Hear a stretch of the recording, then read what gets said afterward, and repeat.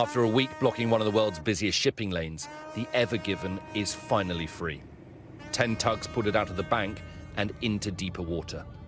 7 days the world has been watching, captivated, as the rescue operation's gone on to free the Ever Given. It is now free, and it's sailing under its own steam and in open water. The breakthrough came in the early hours of Monday morning. Tugs pulled the ship in 4 different directions, and it started to come free.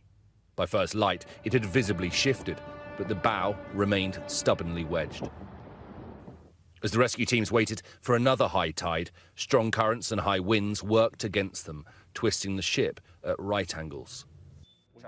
At the Suez Marine Training Centre on the banks of the canal, the officer in charge of pilot training described what they were trying to do.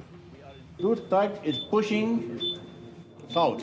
The stern this direction. Pushed. Okay. Yes, the stern to that direction. And the 2 tugs pulling this side. In another side of the ship, there is 2 tugs more pulling to the south. By late afternoon, the Ever Given was moving slowly north. It is now in the wider Bitter Lake section of the canal, where it is being inspected for damage.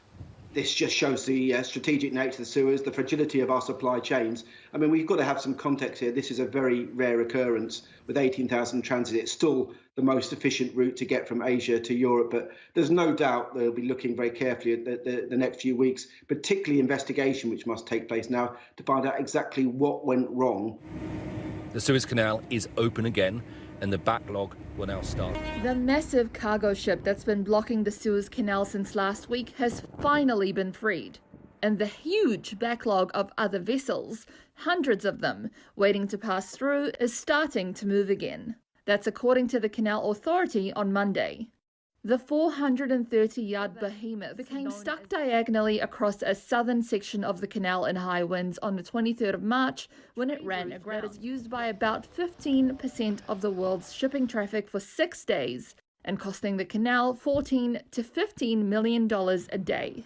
Marcus Baker is the head of marine and cargo at Marsh Incorporated. He says it highlights the importance and vulnerability of the world's global supply chain.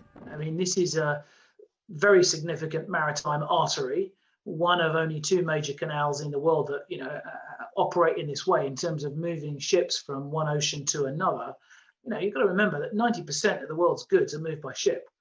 That's why the maritime industry is still so incredibly important for global trade.